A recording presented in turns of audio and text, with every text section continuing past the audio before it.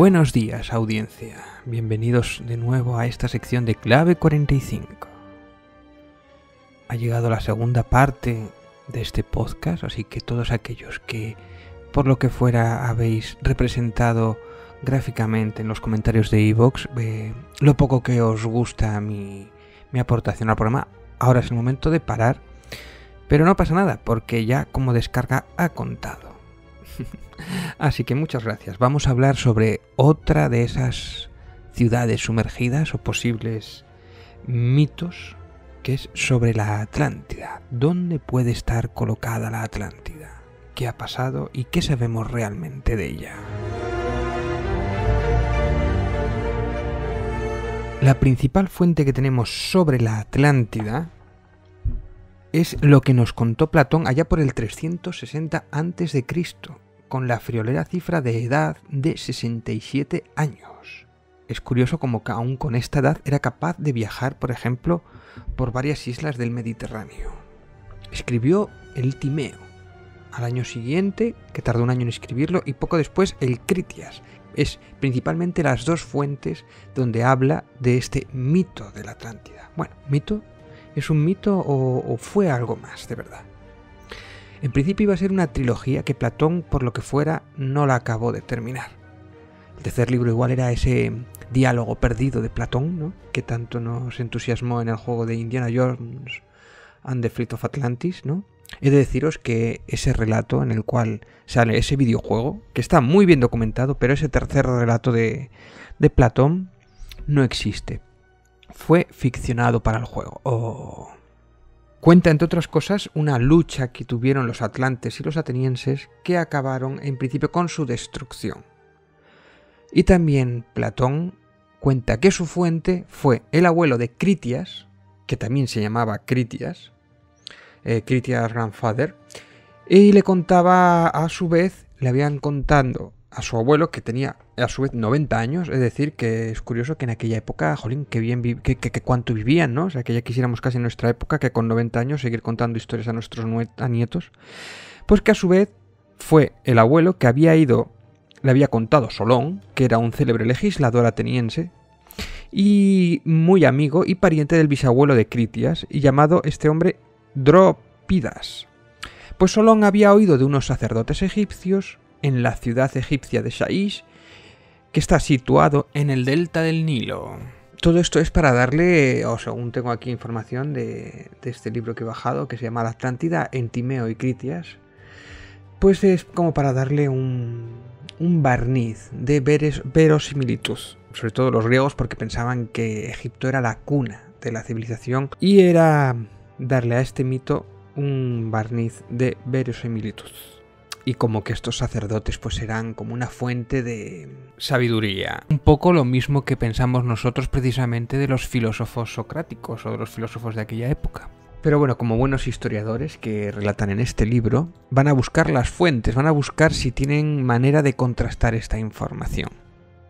Plutarco dice que la obra se escribió sobre la vida del legislador de Atenas, en el cual Solón se propuso escribir un tratado sobre la historia de la Atlántida, pero que no pudo abarcar por la magnitud de la historia, y no por falta de tiempo debido a las revueltas de la ciudad de Atenas y otros asuntos perniciosos, tales como afirmaba Platón en el propio Timeo.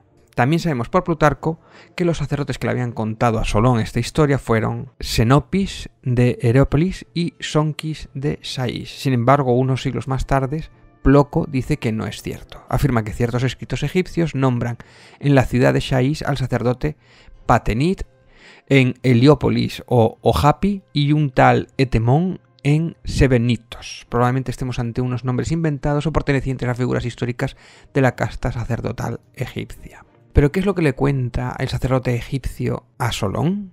Según Platón, Solón entabló una conversación con los sacerdotes acerca de los hechos más antiguos de Atenas. Le relató los mitos más viejos de los que él tenía noticia sobre los primeros habitantes del suelo griego.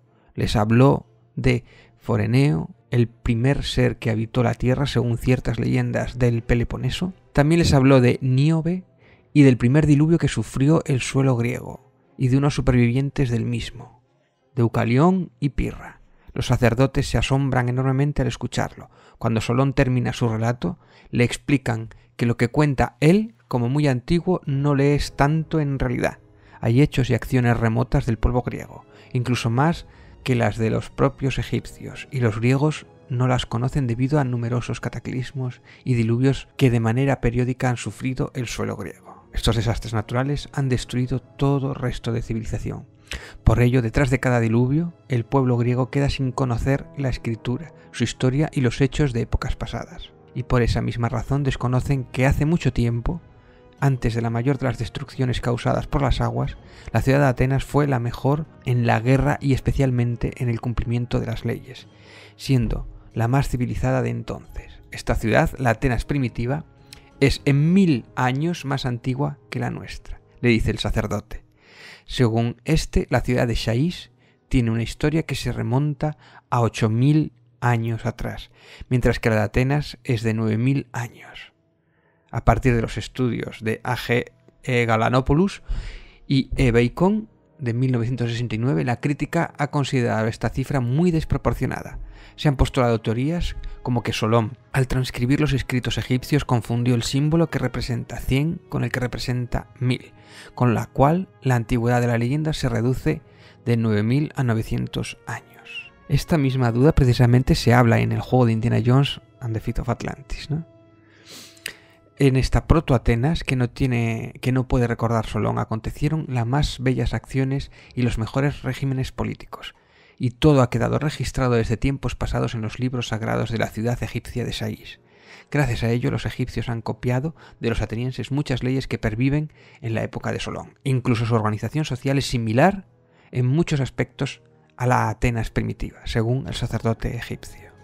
En la segunda parte, tras la anterior explicación, llega la segunda parte del mito presente en Timeo, un breve relato de la Atlántida y de su destrucción. Los aspectos fundamentales del relato se pueden sintetizar en 5 apartados. La ubicación de la isla de la Atlántida, en el mar Atlántico, enfrente de las columnas de Heracles. Importante este detalle. La extensión de la isla, que era inmensa, mayor que Libia y Asia juntas. Aquí igual se le fue un poco la mano. Pero aquí allí no tenían precisamente GPS o no tenían... Para mapear era complicado. Pero bueno, no sabemos con exactitud el concepto que tenía Platón de Libia y Asia. Podía pensar en una extensión que abarcaría el norte de la costa africana, pues Libia en la antigüedad servía para designar toda la parte del norte y centro de África que estaba situada al oeste de Egipto, y Asia Menor juntas. Asimismo servía de puente para comunicar islas cercanas y la entrada por mar estaba situada en el estrecho del mar que conduciría a un puerto frente a las columnas de Heracles. Esto de las columnas de Heracles es importante y volveremos. Heracles era para los griegos, pero Hércules era para los mitólogos, para la mitología romana. Y su extensión en el imperio, además del territorio de una isla dominada por una casta de reyes, extendía su poder por el mar interior hasta los límites de Libia, junto a Egipto, por el norte hasta la parte central de Italia, la Tirrenia, así llamada por los griegos. El combate entre atlantes y atenienses. Los habitantes de la Atlántida unieron sus fuerzas e intentaron conquistar los pueblos orientales del mar interior. La única ciudad que les venció porque sobresalía en valor y poder fue Atenas. Tras la victoria, los vencedores y la isla Atlántida desaparecieron bajo el mar como consecuencia de los violentos cataclismos y seísmos ocurridos durante un día con su noche, consecuencias geológicas del hundimiento. Los fondos del océano están casi en la superficie del mar, por lo cual la navegación es imposible, siendo por tanto el mar de esa zona totalmente desconocido.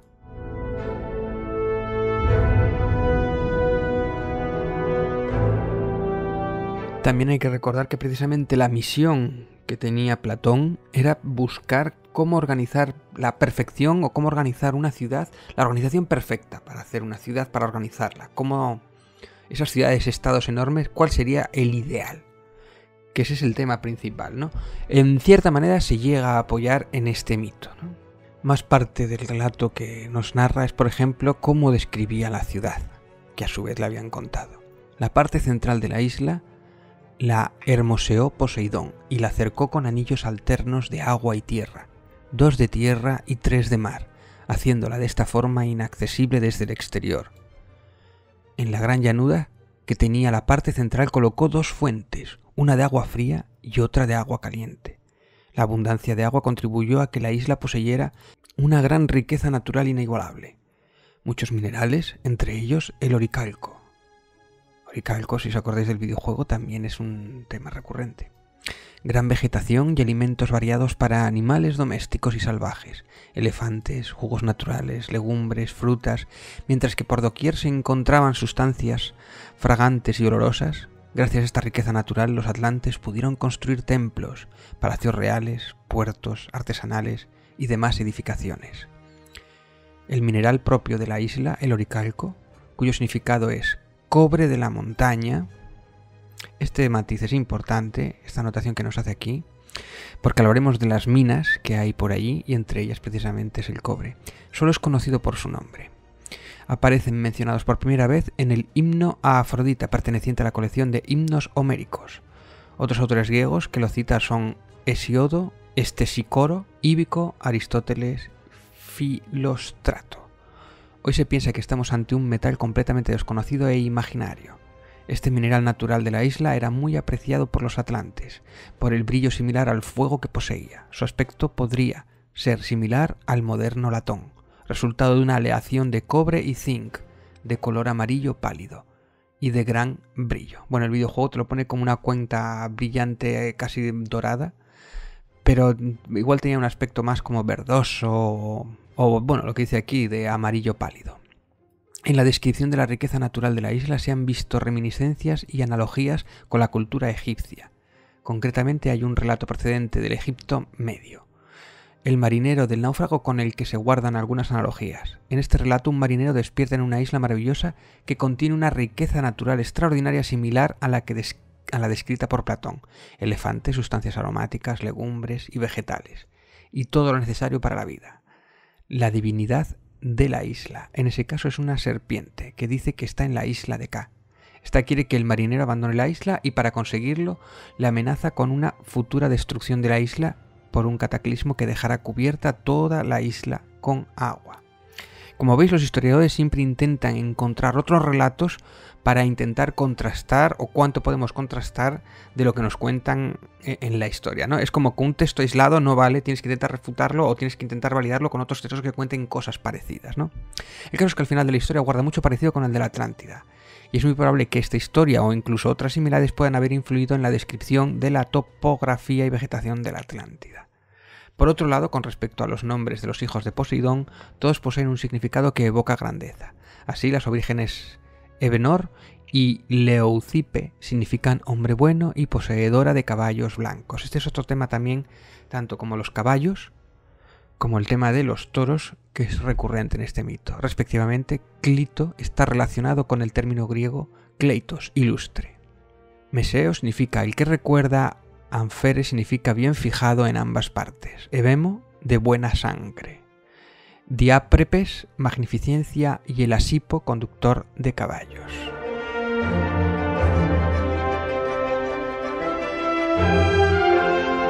La descripción de la Acrópolis y alrededores, la isla central, la metrópolis, la comunicación con el mar al abrir los anillos de tierra y permitir que llegue el agua del mar exterior al interior de la isla. Asimismo, construyen puentes en los anillos de tierra para el paso de mercancías. En la Acrópolis de la isla central estaba situado el Palacio Real. Fue rodeado por una muralla grande de piedras de color negro y blanco. Había además una llanura central, otras murallas cubiertas, cada una con bronce, casiterita y oricalco, proporcionando vivos colores. En la Acrópolis había dos templos, uno consagrado a Clito y a Poseidón, rodeado por una muralla de oro, y otro consagrado a Poseidón. Este era enorme, cubierto de plata y oro, y en su interior el techo lo cubrieron con marfil y el resto de oricalco. Había dentro de él una enorme estatua del dios tirando de un carro de caballos alados. Fuera del templo había estatuas de oro de los descendientes de Poseidón. Junto a las fuentes hicieron diversas edificaciones, estanques, templos, jardines, obras todas que podían encontrarse también en el resto de los anillos, además de un hipódromo en el centro de la isla mayor. La Guardia Real estaba en la Acrópolis. Alrededor de la isla central había puertos y dársenas llenas de barcos que entraban y salían continuamente con gran cantidad de pasajeros. Descripción física del resto del país. Todo el territorio de la Atlántida era alto y escarpado.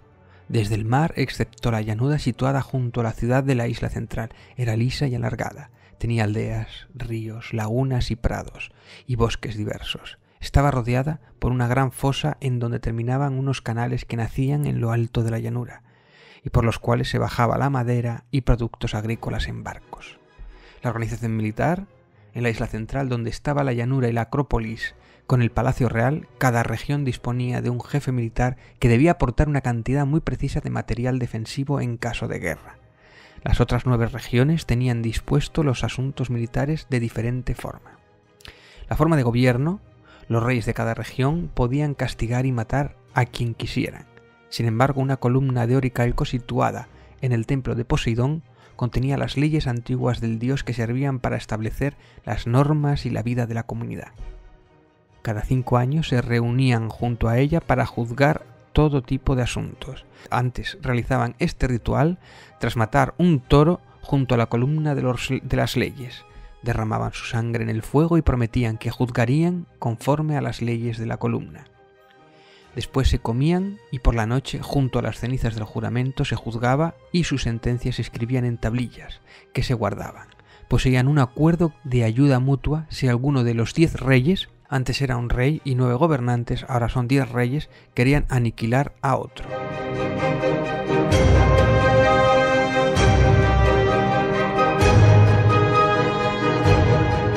Es probable que Platón pudiera tener un modelo histórico para esta división territorial, bajo el dominio de los 10 reyes y sus formas de gobierno. El más evidente parece ser una tradición egipcia que relata el historiador Heródoto en relación con una medida que adopta por Pamético I, príncipe de la ciudad de Shaís, de la 16 dinastía, para conseguir el control de un Egipto unido. También se compara, por ejemplo, este tipo de estructura con la política que llevaba el imperio persa, ¿no? Que se parece bastante a lo que establece Platón. Los persas disponían de un número de gobernantes separados que administraban cada uno su propio territorio, pero siempre bajo el mando supremo de un solo hombre. Por último, el sacrificio del toro es un rito eminentemente típico de la cultura egipcia antigua, donde estaba aceptada como una de las ofrendas más valiosas. Y por último, la decadencia y castigo. En un mundo de riqueza natural vivieron los atlantes durante muchas generaciones.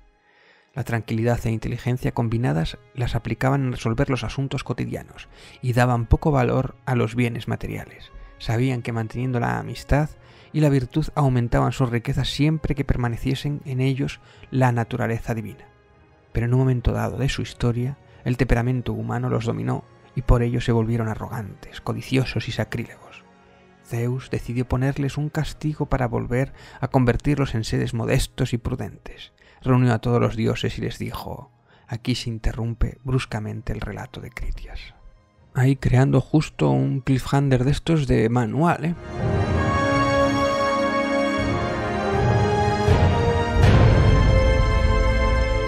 Bien, en principio los historiadores dicen que la única fuente es Platón. Antes de él no hay ninguna referencia y todas son posteriores que se basan en lo que dice Platón. Pero claro, hay que tener en cuenta que es que a Platón se lo dijo Critias, que a su vez fue el abuelo de Critias, que también era Critias Grandfather, que a su vez fue Solón, que a su vez se lo dijeron unos sacerdotes egipcios en Saís, a partir de unos libros sagrados. O sea, que decir es, me lo dijo alguien, que me lo dijo alguien, que me lo dijo alguien. O sea, daos cuenta que de la ciudad que originalmente quería retratar Platón, hasta el final puede haber cambiado completamente, no solamente en nombres, aparte de que no es lo mismo ahora que en aquellos tiempos donde las distancias eran tan enormes y para llegar precisamente de Grecia a Egipto, pues igual era un año o más, de viaje. Entonces la historia, si los nombres pueden mutar, posiblemente el origen sea relativamente cierto, pero como todo, ¿tú no veis esa prueba de esos que hacen esas pruebas de cadena de conversaciones, ¿no? Que se hacen, tú le dices a alguien algo, ese algo se lo dice a un segundo, a un tercero, a un cuarto, y lo que ahora ha dicho al quinto no tiene nada que ver con lo que tú dijiste originalmente. Pues imaginaros eso a lo largo de los años y a lo largo de los siglos y de las distancias. No significa que Platón se inventara este mito, pero posiblemente lo que le llegó a él sea una variante de lo que era originalmente. Hay muchos que dicen que que él ficcionó o noveló o quiso inventar eso para para enseñar a sus discípulos pues posiblemente cómo sería la ciudad ideal, ¿no? Y que fuera derrumbada por el ego humano. Yo creo que realmente a él le habían contado esa historia y de lo que recordaba no se lo inventó del todo, pero yo creo que hay una cosa intermedia. Pero en mi opinión lo que llega a decir es que básicamente cualquier ciudad, por perfecta que esté construida, el ego humano, el egoísmo humano, puede llegar a destruir incluso la ciudad perfecta. Que yo creo que eso es la moraleja de la historia, ¿no? Ahora, importante, ¿dónde colocamos la Atlántida? Pongamos que existió, o que fue una ciudad o un pueblo que no se llamaba la Atlántida, igual cambió el nombre o se transcribió el nombre y en vez de Atlántida pues podía ser, por ejemplo, América. Como dijeron, por ejemplo, los cronistas por entonces, que eran como figuras como Fray Bartolomé de las Casas, Francisco López de Gómara o Agustín de Zárate, que consideraban también que Sudamérica era la Atlántida. Hay varios puntos importantes. El hecho de que allí hubiera mucho oro podría ser, pero me parece muy difícil que con los barcos que tenían precisamente estos atenienses, o que fueran los fenicios, o incluso si nos vamos más atrás, los egipcios, pudieran llegar precisamente al otro continente desde abajo, desde el Mediterráneo hasta el Atlántico. Me parece un ejercicio prácticamente imposible, cuando podemos colocarlo mucho más cerca. Y también tenemos precisamente estas minas de oro, de plata, que explotaron, por los cuales coloca precisamente Platón esa Atlántida. Y vamos a ver que pueden llegar a coincidir muchas cosas y tiene relativa lógica. También otra de las supuestas teorías es las Islas Canarias, que fuera la Atlántida, ¿no? Como colocaba el aristócrata italiano C.R. Carli, y que hablaba de un poblamiento precolombino procedente de esa isla del Atlántico, y de las que formaría parte estas Islas Canarias. Pero vamos a hacer caso literalmente de lo que dicen los textos. Más allá de las columnas de Hércules. ¿Qué son las columnas de Hércules? Y sobre todo, ¿por qué podemos creer en la verosimilitud de Platón? Recuerdo que otras ciudades históricas que fueron mitos y arqueólogos las convirtieron en realidad, en historia. ¿Puede ocurrir eso mismo con la Atlántida? Del mismo modo que el señor Heinrich Schliemann, el descubridor de la ciudad de Troya, convirtió el mito en realidad. Con la Ilíada bajo el brazo, Heinrich Schliemann dedicó todos sus recursos y energías para descubrir la mítica ciudad cantada por Homero. A pesar de sus métodos hoy en día muy cuestionados, Schliemann se convertiría en el primer arqueólogo aficionado en pasar a la historia por descubrir la mítica y misteriosa Troya. ¿Puede ocurrir lo mismo con la vieja Atlántida? También hay otros que colocan precisamente la cultura micenoica como la fuente original de la Atlántida, que a su vez es, claro, el nacimiento de la civilización, una de las primeras que hubo, ¿no? Y fue asolada precisamente por un gran volcán y unos gran tsunamis y una gran catástrofe que llegó a sepultar aquella civilización. Pero es cierto que restos de esa civilización o gente que sobrevivió se fueron más al norte y siguieron evolucionando, ¿no? Pero claro, hay un problema de colocarlo ahí, que Platón seguía afirmando que la Atlántida estaba más allá de las columnas de Hércules. ¿Acaso había más columnas de Hércules? Insisto, ¿dónde están las columnas de Hércules? Pues las columnas de Hércules están entre lo que entendemos como el estrecho de Gibraltar, entre el peñón de Gibraltar y el otro pico de África. Cruzar esa línea, esas son las dos columnas de Hércules. ¿Qué tenemos más allá de las columnas de Hércules? Efectivamente, las Canarias están a la izquierda, pero hay otras cosas más cercas. Ahí tenemos el Coto de Doñana y tenemos Cádiz. ¿Cómo era aquello, o cómo era esa zona en aquella época? ¿Y quién estaba allí? ¿Podemos hablar de los tartesos?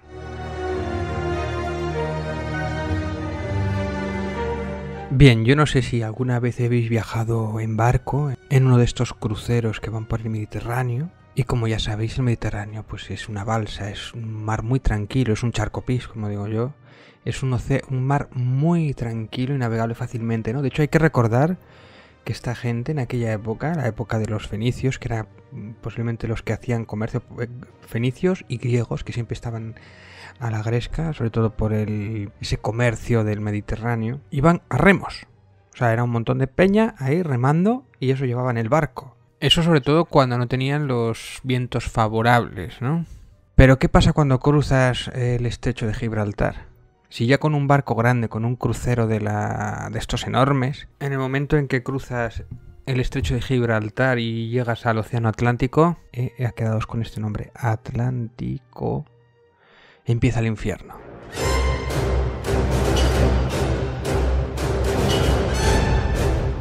Hay que recordar que precisamente el mundo en aquel entonces era muy grande, pero también era mucho más pequeño con respecto a ahora. El mundo acababa precisamente en esas costas. Más allá del Atlántico no había nada, era el fin del mundo. Finisterra, acordaos, ¿eh? Y el Atlántico era lo que llegaba al infierno, porque cruzar ese estrecho, ya os digo, era el infierno para los barcos. ¿Cómo es el infierno? El Tártaro. Tartesos. Uy, qué casualidad.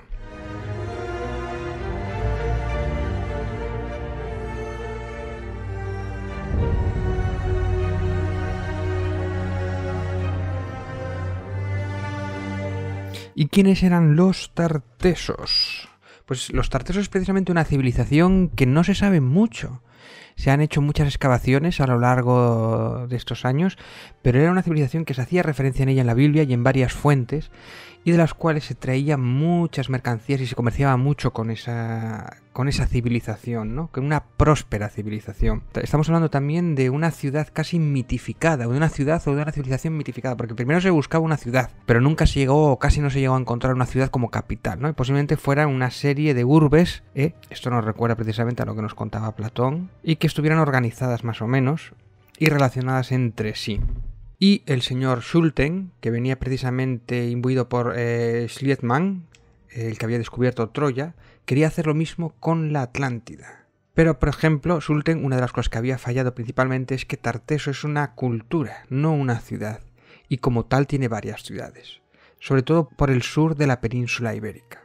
Hay que decir que la civilización de los tartesos era la unión de los fenicios que vinieron a mercadear con los indígenas de la zona, y esa mezcolanza da nacimiento a esta cultura. Y su civilización se halla precisamente en el Coto de Doñana y alrededores. Y de hecho, la primera vez que se puede constatar restos de esta civilización tartesa es cuando se descubre el tesoro de Carambolo, en Sevilla, que era oro macizo y joyas, y que es una mezcla precisamente de fenicio más los indígenas que había allí. Es decir, la cultura de los tartesos es la mezcla entre los fenicios que habían venido a comerciar con los indígenas que ya estaban ahí, y se mezcló toda esa cultura y duraron muchos años, ¿eh? O sea, que estamos hablando de 300, 400 años de mezclanza, ¿no? Este descubrimiento, lo que es el tesoro del Carámbolo, eran 93 piezas de oro plata y pesaba más de 3 kilos. O sea que imaginaros, claro, estamos hablando de una zona en la cual había mucho oro, plata. ¿No es exactamente lo que está definiendo el señor Platón? Una ciudad muy próspera, y el comercio había hecho emerger esa civilización y crecer esa civilización y prosperar. Llegaban barcos con viajes de más de 3 años cargados de oro, plata y otras mercancías. También es verdad que con el tiempo se ha descubierto que no solamente llegaron al Coto de Doñana, sino también llegaron a la parte de Portugal, y también allí se encontraron en toda esta zona minas, en el cual incluso algunas se habían acabado, estaban finiquitadas las minas desde el siglo VI a.C.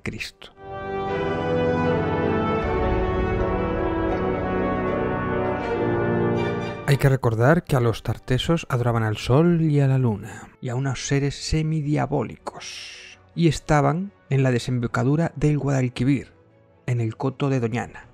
¿Cómo era el Coto de Doñana entonces? No es como es ahora, ¿eh? Era una especie de laguna, el mar entraba en el coto y estaba medio sumergido, pero eran unas aguas muy tranquilas, y ahí edificaron ciudades. En algún momento, posiblemente por algún tsunami. De hecho, hay estudios científicos de geólogos que databan un enorme tsunami, con un terremoto que provocó un tsunami, que podía haber tapado todo esto. Y podía haber destruido toda la costa, sobre todo todo lo que eran los puertos y embarcaderos que había por la zona, y haber destruido y haber provocado el final de esta cultura de los tartesos, que se podían haber ido un poquito más al norte, pero ya se fue difuminando. y ahí podía haber acabado precisamente todo este mercantilismo con los fenicios. Esa es una de las teorías. Con el tiempo, ya os digo, el Coto de Doñana acabó sepultado en arena y ahora tenemos esas marismas que están ahí en esa zona, que el Coto de Doñana, por cierto, es una zona protegida. ¿En qué años nos estamos moviendo? En el 1200 a.C., en la Baja Andalucía. Y os digo que allí los fenicios llegaron sobre el 1100 y fundan Cádiz para establecer el mercado con los tartesos. ¿Qué ventaja tenía Cádiz? Cádiz originalmente era una isla, hoy día es una península, ¿no?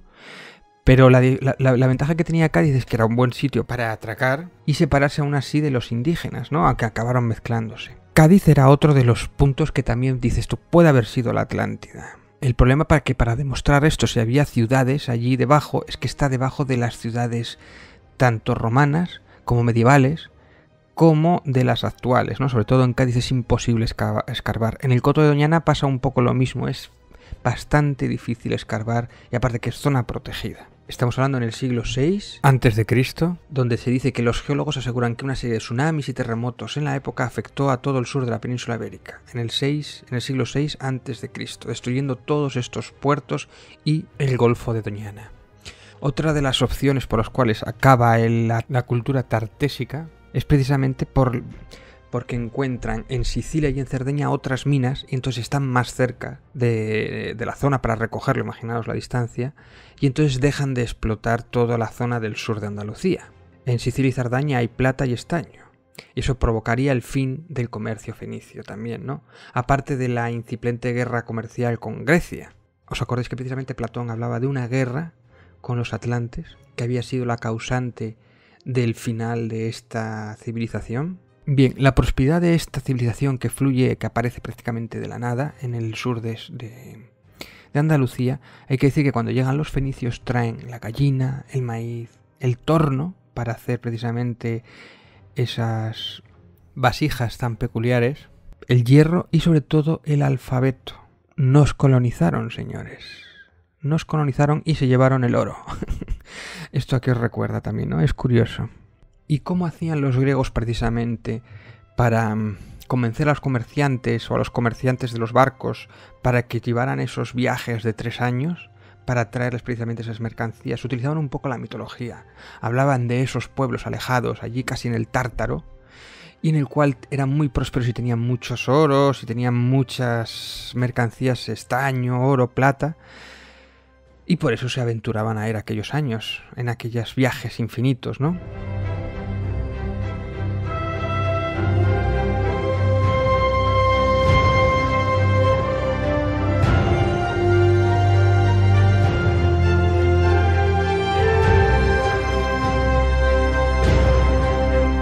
Más cosas curiosas es que el Golfo Tartésico llegaba hasta Sevilla. Sevilla era puerto de mar antes del cataclismo. Y todo alrededor de ese golfo había pueblos mineros, todos bastante prósperos, claro. Esto es un poco, esa zona, claro, era fantástica para la prosperidad de la cultura. Había abundante comida, había abundante comercio. ¿Eso qué hace? Hace que una civilización prospere, ¿no? Un poco lo que pasó con el delta del Nilo, ¿no? Cuando tienes excedentes tanto de comida como de posibilidades comerciales, hace que tu cultura prospere y crezca. ¿Quiénes son los primeros en hablar de los tartesos? Los griegos. Decían que era una tierra alejada, en el fin del mundo, en el mar Atlántico, el Tártaro, en el infierno, en el fin del mundo. Por eso digo que utilizaban la mitología para indicar la posibilidad de ir a esos lugares e incentivar a los comerciantes a adentrarse en aquella aventura. Y volvemos, por ejemplo, al Orichalcum, ¿no? Que brillaba como el fuego, como una montaña de cobre. Y esta civilización se han encontrado, por ejemplo, también en la mina del río Tinto algunos asentamientos, ¿no? Y que se explotaba hace más de 5.000 años.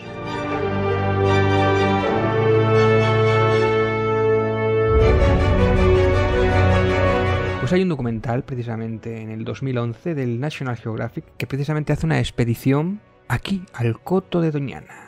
Y traen un montón de investigadores, un montón de cámaras, un montón de medios para intentar descubrir la Atlántida. El documental lo tenéis precisamente en YouTube, no es ningún misterio, lo podéis ir allí a descubrir. Y es un documental curioso, interesante por momentos y cuenta un poquito pues lo que ocurrió y algunas otras posibilidades de dónde puede haber estado situado la Atlántida. Es decir, que es un poco sensacionalista el documental. Bueno, pues muy americano. Es cortes muy rápidos, música muy para llamarte la atención, para que no pierdas el hilo y te vamos a descubrir, es un documental que es la hostia, que no sé qué, tenemos un montón de medios, vamos a descubrir, estate atento. Bueno, pues un poco lo que es para que no pierdas la atención del documental, ¿no? Ahora, como valor histórico, como valor tal intrínseco, pues tampoco es que sea el mejor documental del mundo, ¿no? Una peculiaridad es que es precisamente en el Coto de Doñana. Se habla de que precisamente que la Atlántida puede haber sido una de las cunas de las civilizaciones, pero realmente es al revés. En el caso de la teoría fueran los tartesos, es al revés, fueron los fenicios los que nos llevaron la cultura y los que nos llevaron toda esa prosperidad. E insiste precisamente en el Coto de Doñana, que era precisamente el océano Atlántico que estaba transitado por el mar, ¿no? Ese golfo que era transitable por los barcos justo delante del estrecho que antes se llamaba los Pilares de Hércules.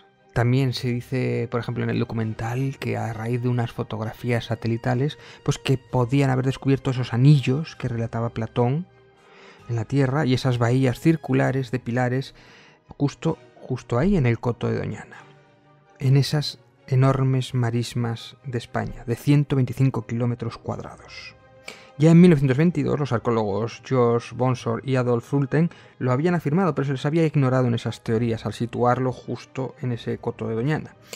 Pero fue cuando Rainer Knief, como se diga, usó las fotos de satélites y resucitó esta teoría e incentivó al National Geographic que llevara una expedición para estudiarlo si efectivamente era allí, ya que estas fotos detectó estas anomalías rectangulares y se calculó que si las dimensiones encajaban con las descripciones de Platón. Bueno, yo en el documental se ven las fotografías, es todo un poco como, bueno, sí, hay cosas ahí rectangulares, no sé si eran de Atlantes, si eran del Tartesos, sí, claro que habría allí una civilización, ¿no? Realmente os puedo ahorrar casi la vista del documental porque tras los 45 minutos que dura no descubren una puta mierda, ¿no? Más allá de dos figuritas pequeñitas que dice esto debe ser muy antiguo. No hacen ni la prueba de carbono 14 para saber si era antiguo, si tenía 5.000 años o más o si coincidía con los tartesos. Y me da la sensación de que no lo dan la cifra porque si no se les jode la película también que se estaban ahí montando, ¿no? Y después se sumergen por el mar porque dice, otra de las teorías es que el tsunami puede haber arrastrado un montón de rocas y haber también transportado todas las ciudades de la Atlántida y haberla llevado mar adentro, y entonces se sumergen y utilizan sonares de estos para ver si había piedras rectangulares o anomalías tanto dentro del océano como dentro de estas marismas, ¿no? Y encuentran cosillas, pero la conclusión final es que sí, bueno, pueden haberse utilizados por el hombre. La conclusión, que esto pasa muy rápido en el documental, pasa muy rápido porque eso no le interesa, claro, cuando se les cae el mito un poco, dice, pues no, esto es natural. Esa no incide mucho ahí, es porque no se me cae la película también, ¿no? Pero en general encuentran bien poco, vamos. Es gracioso cuando sale gente española hablando, ¿no? Y dice, estas piedras de aquí son imposibles, al mar, unas playas, unas rocas enormes que hay, dice, estas piedras que hay aquí no las puede haber transportado el hombre, porque pesan mucho. Entonces tiene que haber sido un tsunami que las ha llevado y las ha transportado.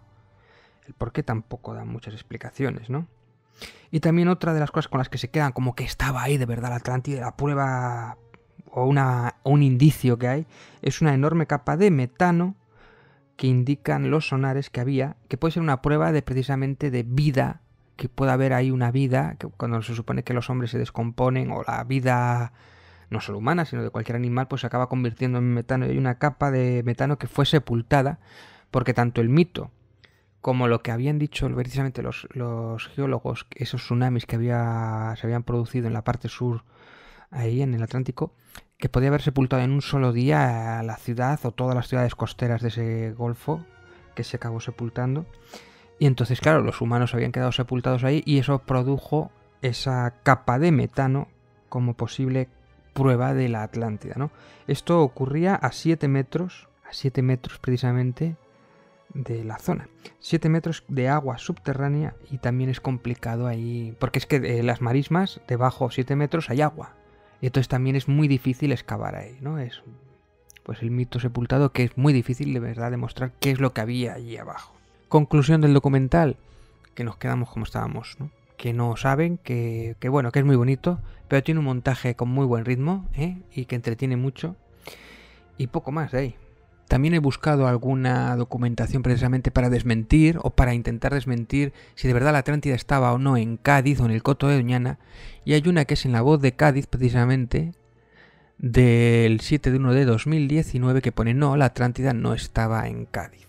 Dice que un trabajo publicado por la doctora en arqueología de la Universidad Autónoma de Madrid, Esther Rodríguez González, quien había participado en diferentes investigaciones de enclaves tartesios, analizaba las teorías que conectaban el mito platónico de la Atlántida con la antigua cultura tartesia, y llama a pasar página y a dejar de escribir acerca de la simbiosis entre la Atlántida y Tarteso. Se trata del trabajo Tarteso versus la Atlántida, en debate que trasciende al mito, publicado en el número 18 de la revista digital ArqueoWeb, un documento en el que la doctora de arqueología Esther Rodríguez González recuerda el fuerte incremento de los estudios y excavaciones relacionados con la antigua cultura de Tarteso, desarrollada por el territorio actualmente abarcado de las provincias de Sevilla, Cádiz, Huelva y además por el valle medio del río Guadiana.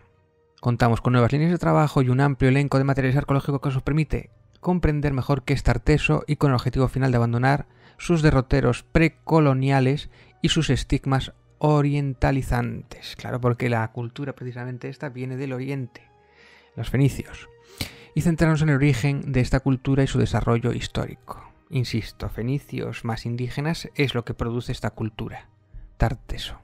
Esta doctora asegura que no hubo Atlántida en el estrecho de Gibraltar ni pobladores atlantes en los valles del Guadalquivir y el Guadiana, asevera Esther Rodríguez, llamando finalmente a pasar página y dejar de escribir acerca de la simbiosis entre la Atlántida y Tarteso, pues la legendaria civilización de los atlantes solo existió dentro de la filosofía de Platón, y es ahí donde debe permanecer, sin intentar traspasar el límite de lo real.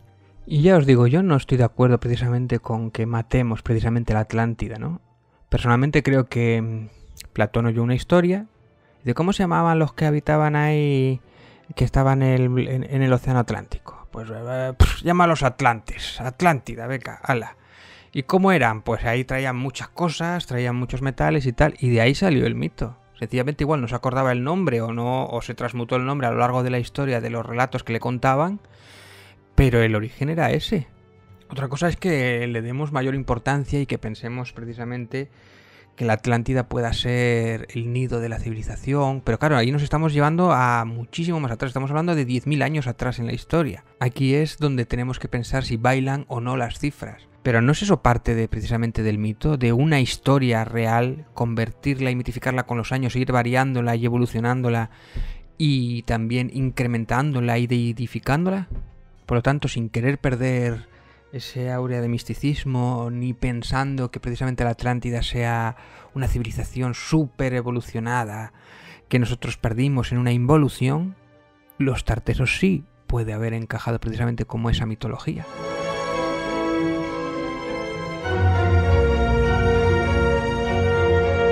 Desde luego, si en algún momento existió la Atlántida tal y como la concibió Platón, pueden pasar 1000 años, que restos habrá y se encontrará. Solo es cuestión de tener tecnología, medios y tiempo y saber dónde buscar. Una de ellas ya lo tenemos, saber dónde buscar, más allá de las columnas de Hércules.